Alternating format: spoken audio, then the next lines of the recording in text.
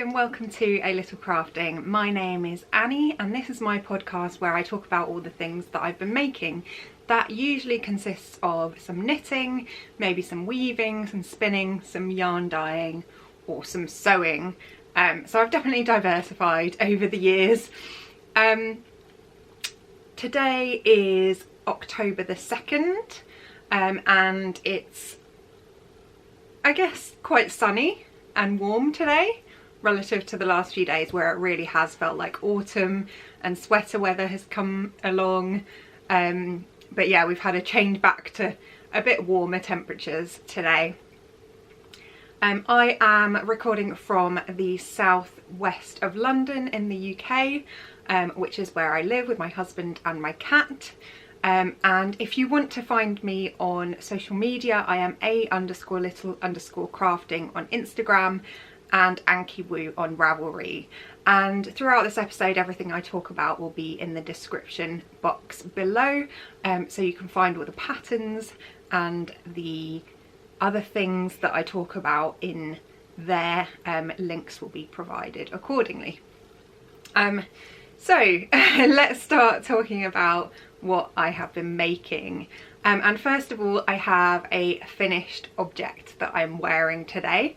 This is the Weekend Slipover V-neck by Petite Knits.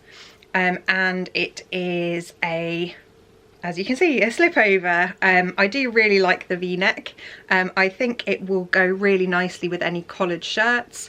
It is quite a low V-neck and I feel like it's quite loose. There are supposed to be 6 inches of positive ease on this.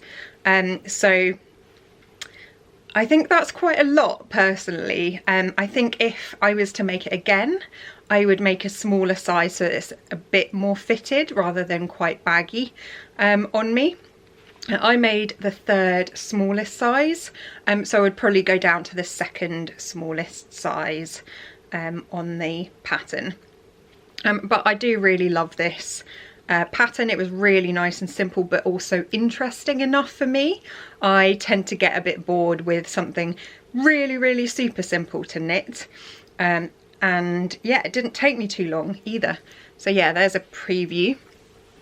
I don't have the ball bands for the yarn that I was using here, but I used Cumulus by Fibre as the alpaca silk to hold together with another yarn. So that colourway I think was indigo for the Cumulus, and I used another yarn by Lemke Soul Wool, I think it was, in a blue, so that was recycled wool.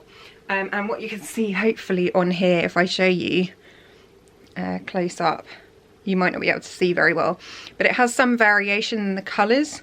So there are little specks of different colours like turquoise and red throughout the wool base that I held together with the Surrey alpaca. And the Surrey alpaca, as expected, is super soft. It's a really lovely yarn to work with. I think I used probably 3 or 4 balls, but I'll double check that. It is quite pricey, I would say, that Surrey alpaca. You can get some cheaper versions like the drops version, but it is a really lovely yarn to work with. I'm a little bit obsessed with Surrey alpaca at the moment and holding it double with other things. Because it is so super soft. This is also incredibly warm. I wore it the other day when it was colder and I did get quite hot in it, even though we haven't had the heating on and my house was about 10 degrees, maybe more than that. It is a new build house, so it should be fairly good at retaining heat. I think it was about 10 degrees outside, basically. So yeah, lovely pattern. I would make it again, but I do have another couple of slipovers that I've bought from Petite Knit that I will knit next rather than making the same pattern again. But it definitely brought my knitting mojo back.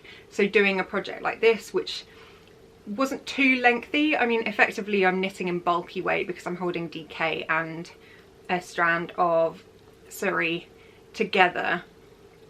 So it's quite, you know, a chunky knit, but it doesn't look it because it's quite well blended with the Siri alpaca.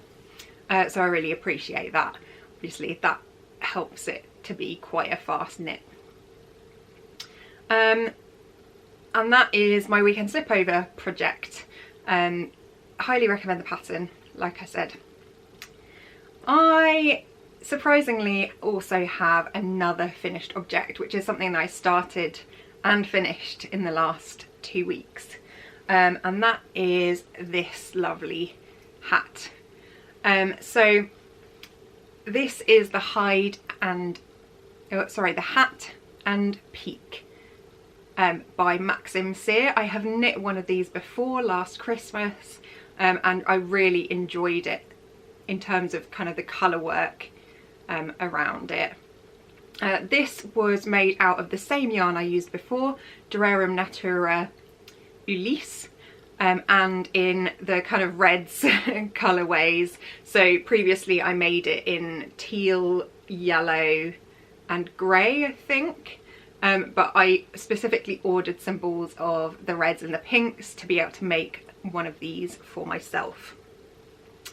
I think the darker red is Amaranth. Then we've got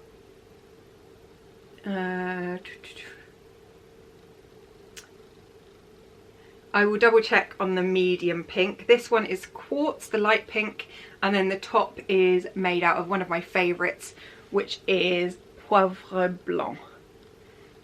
So yeah, trying to remember what that yarn is. It's one of the rose ones, but it's not the Confiture de Rose because that's the much brighter pink. How can I not remember that? That's awful. Anyway, I will double check what colour combination I used here, but they are all Ulysse. I've got a double brim at the bottom, which is what the pattern calls for. That was, to be honest, was the thing that took the longest. The colour work I just whizzed through because I absolutely love it. It keeps my attention and it's really meditative to knit. It's mostly 1-1 in terms of the colour work, but you also have sections of solid colours. So there are places where you need to pick up floats, but it's not too frequent. And I think this is a really lovely simple colour work design, so I'd be willing to almost knit other things with the same pattern. I'd be tempted to make a cowl maybe. I used about, I think the majority of the 50-gram ball for the ribbing, so that's the biggest part of one colour, and then otherwise very little of the rest of the balls, so I could use them again, and then a bit more of the white, which is the Poivre Blanc colourway. So yeah, really happy with that. It does fit me quite nicely. It's a bit slouchy. The one thing I do find odd is how tall some of these hat patterns end up being. I think this was the small adult size, so it's very, very tall in my opinion, next to my head. But I don't know whether it's supposed to be slouchy. I'll double check that in the pattern. But what I can do is actually just pull the ribbing up a bit more so that it is further up, and then it fits me a bit better as a beanie. But yeah, it's a shame to obscure some of that colour work that is so beautiful in the hat pattern. But yeah, that is my second finished object, so I'm really happy to have 2 this week, and thoroughly enjoyed this pattern once again. I will probably make more of these in the future because it is a really lovely knit, but it is in sport weight yarn rather than what I would normally knit hats in, which would be DK or worsted weight, so a bit slower than other hat projects. Right, those are my finished objects, and I will move on to works in progress now. So yeah, the first one I will talk about is a little bit boring, I suppose, but this is my Weekender sweater by Andrea Mowry. I am knitting it in Durarium Natura Gilliatt, which is the Aran weight yarn, Aran to worsted weight, that Dorero Natura produce. So essentially the same as I've used for the hat, but a thicker yarn.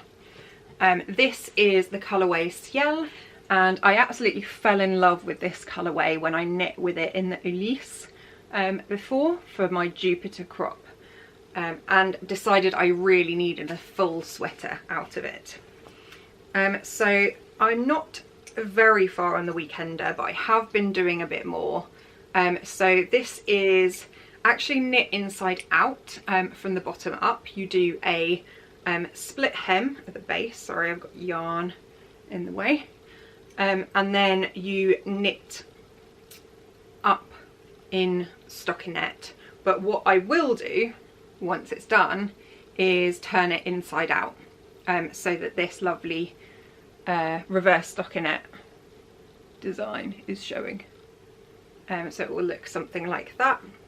There's also a nice slip stitch up the centre, which looks really good. And yeah, it's quite a simple project, so it will just be one of those projects that I knit either whilst playing D&D or in a bit of time when I'm doing something else that I have to concentrate on, just because, like I said, I am one to get very bored if I'm just knitting stockinette and I don't have much else to focus on. So I'll tend to give up and put it down quite quickly after only a few rows. So yeah, that is where I am with the weekender. I'm very excited to have this project finished, especially for the winter this year. This is going to be absolutely lovely and cozy, and I have 2 other sweaters in Juliet. So far I knit a I think it's the Georgetown cardigan by Hannah Fettig in Poivre Blanc, that I wear all the time throughout the winter and autumn. And I have also knit my mosaic cardigan. I can't remember who the pattern is by, but that's a huge thing that's knit out of Juliet as well. And this is an organic yarn that softens up really nicely. It's a bit kind of, I guess, dense when you knit with it, or sort of dry, I suppose, but it softens up really, really well afterwards. I am keeping this in my antler and acorn project bag, which I have shown several times before, but I absolutely love the lion on the front and the colours that are displayed on it. I don't think this is available from Antler and Acorn anymore, but she does have some absolutely beautiful bags that are in different designs still on her Etsy shop, which I'll link below. I love the leather strap. I got that for Christmas 2 years ago from my husband. So that is the first one, the weekender, that you'll have seen before.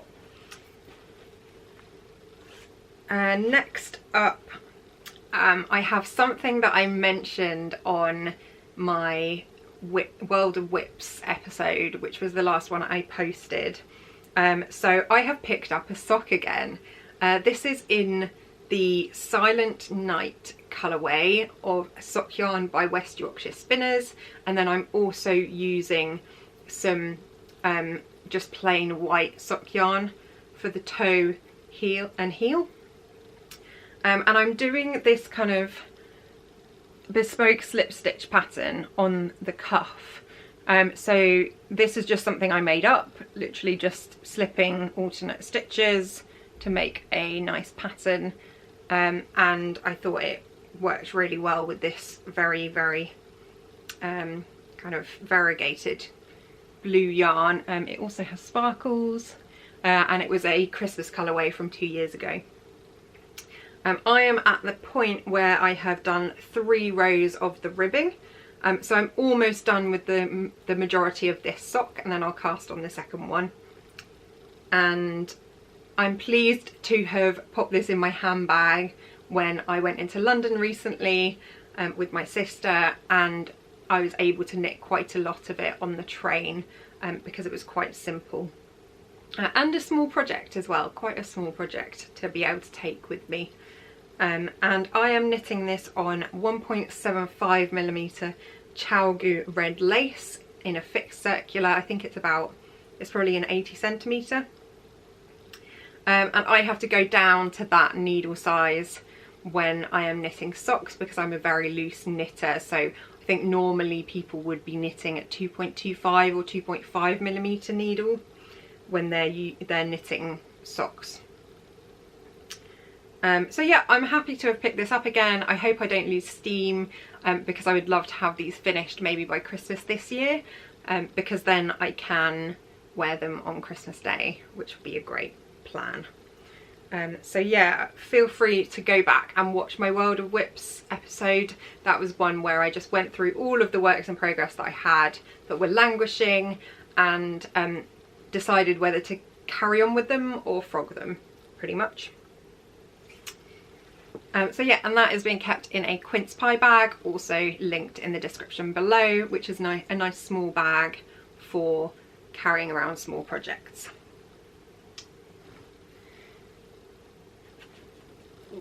That one. So next up I have this one, which is my Toast and Jam Mitts by Emily Foden.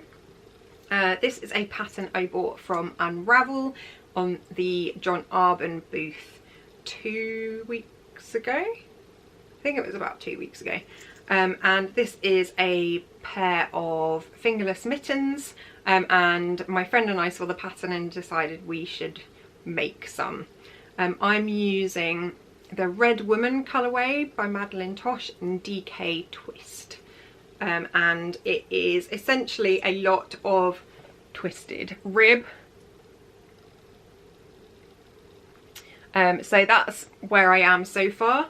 I've decided to now change and do the thumb gusset, but I have hit a bit of a snag because I am a mirror knitter, so I knit with my left hand as my primary hand rather than my right hand, and that means I need to adjust what I am doing with the increases around the thumb and decreases in this pattern. So I need to do some maths and figure out what I have to do. So hence this hasn't moved on very far. I think when I showed it a couple of weeks ago, I was about an inch in, and I've just knit a bit more ribbing and then stopped. So yeah, I hope to have a bit more done for next time, but I do need to kind of concentrate on this pattern and figure out what I'm doing. You'll notice I am holding my knitting needles together with a toggle. So basically I've got these double toggles that I bought a whole stack of on eBay, I think, or Etsy.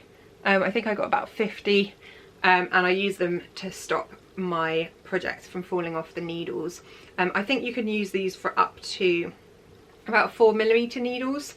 And I know that the Knitting Barber and a few other sellers also sell these with the cords to keep your project on. So yeah, just an idea. It really has been very, very helpful, because it doesn't take up much space and it definitely holds on the needles themselves. Yeah, and that's in another quince pie bag with the round bottom as well. And then finally I have another work in progress that I cast on since last episode. This one is the Lunati by Charissa Lam. I'm not entirely sure how you pronounce that.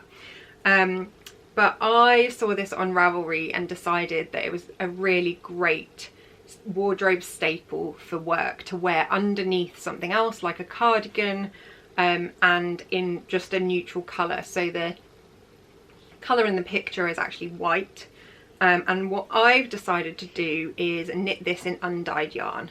So as I dye yarn, I have quite a lot of it, and I will decide later on whether I actually dye it after I've finished or not.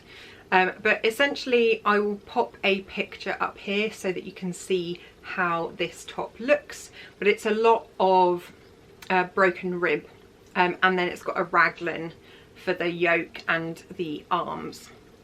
I think 2/3 towards where I need to separate for the sleeves, but it's a really lovely knit. It's not too simple, but simple enough because of the broken rib, and the raglan increases are really simple and nice to follow. So yeah, I've really enjoyed knitting this one so far, and I expect that I'll be done with it fairly quickly with the speed that I've been able to get to this point. So the neckline is quite a high neck, but I think it will be quite nice when it's finished to have kind of that stop off point about here. So it's not like a full polo neck style, but it's quite a high neck. So yeah, the stitch pattern looks like that, and it essentially just carries on like that all the way down. So you have short sleeves, and then it carries on with the broken rib all the way down the body as well. So it will be quite a stretchy fabric as well, which I think will be really flattering. And yeah, I've just used undyed yarn. This one actually, sorry for the crinkling, is from Yarn Undyed by AC Wood, which is the website I would normally use. It's actually BioSock, what it says on there, which is 85% superwash merino and 15% biodegradable nylon. So it's yeah, biodegradable, which is interesting. And it's really soft. I think it's got 85% merino, whereas normally I'd use a 75-25, so perhaps that is the difference. But I'm excited to see what it looks like as a finished object and think about what I want to do in terms of dyeing. I might just leave it as it is, because a plain colour like white or off-white is really flattering, but also I could do something like speckle it really lightly, so it's got a little bit of interest. I'd have to get it right, and that's the cincher. I don't want to mess up something I've spent so long knitting by not speckling it properly. We'll see. I'll decide later on. That's the beauty of me being able to knit it with undyed yarn, and then see what it's like when it's done. So that is that. So that is all of my works in progress. So I'll move on to acquisitions, and apologies for the crinkling, there will be some here as well. So first up, I pre-ordered some Witcher yarn from Pigment and Ply, who is a lovely yarn dyer in the UK, and I really love The Witcher, as in I started playing The Witcher 1 when it first was released. It was a bit more sexist than the later ones, let's say that, but I have really enjoyed the stories. I've loved the games and the role playing, and I've got the board game and things like that. So I'm an avid fan of The Witcher books, games, etc. So I had to get some of the Witcher yarn that she was producing, and I went with some quite purpley colours, which is quite unusual for me, but I am missing kind of purple from the mix of colours that I would normally buy. So sorry for the crinkling, I'll actually get one of these out.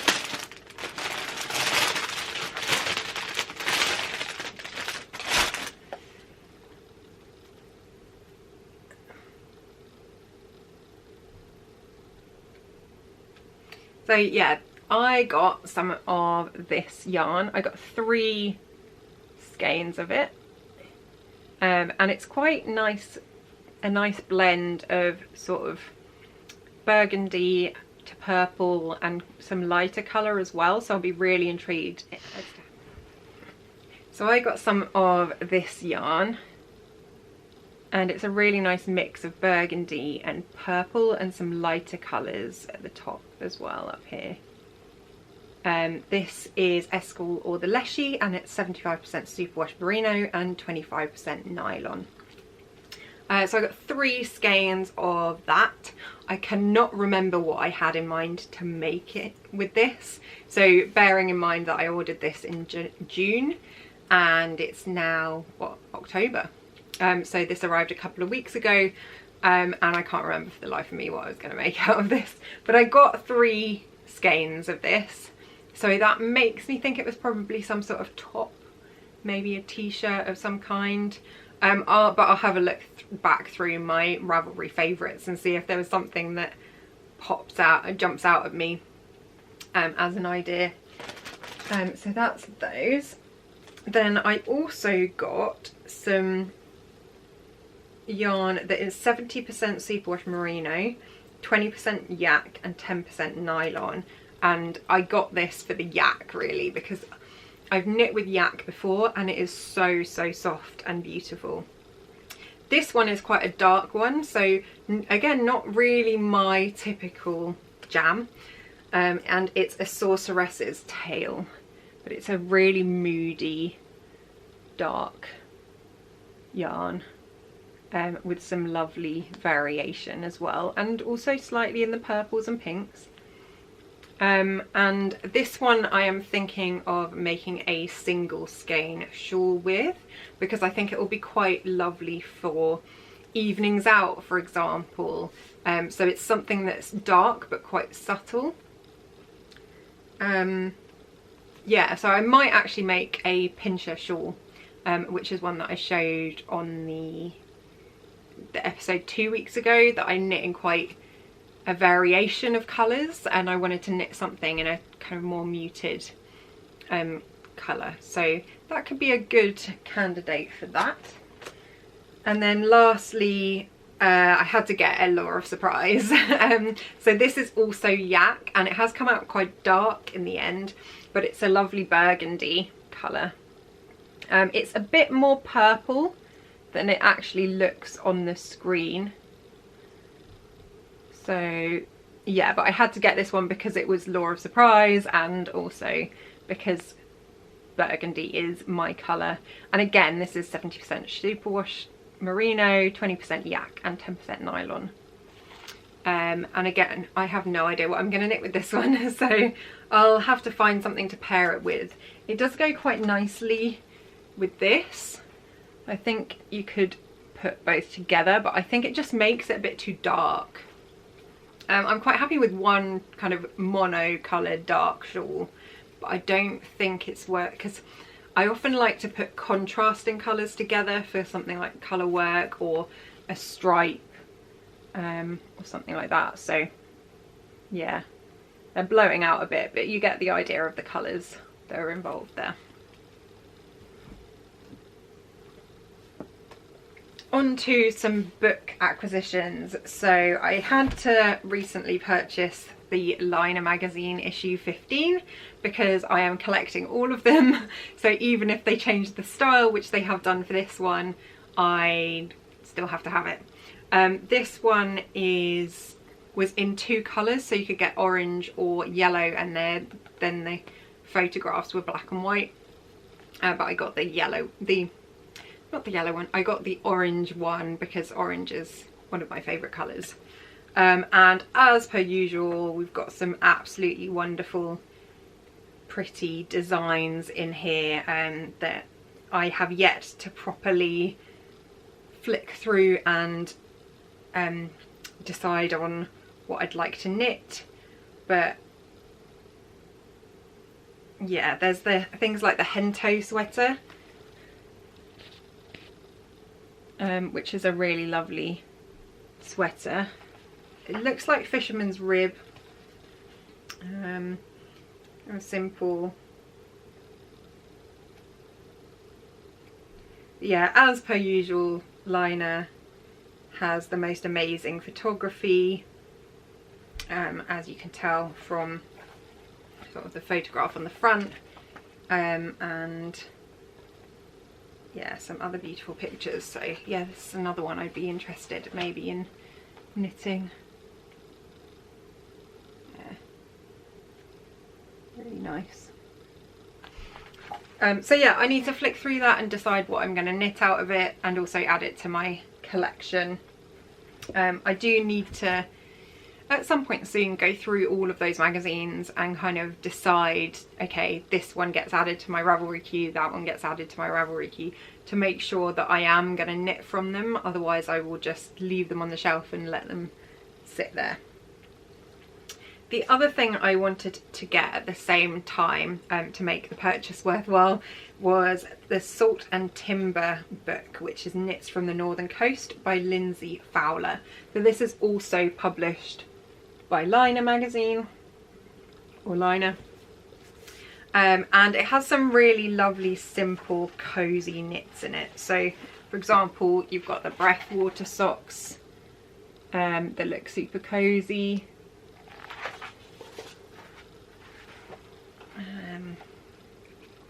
And a few of them have a similar stitch design. So this is the Lighthouse Keeper pullover, and just looks really nice. And then you've got the hat as well, which is included.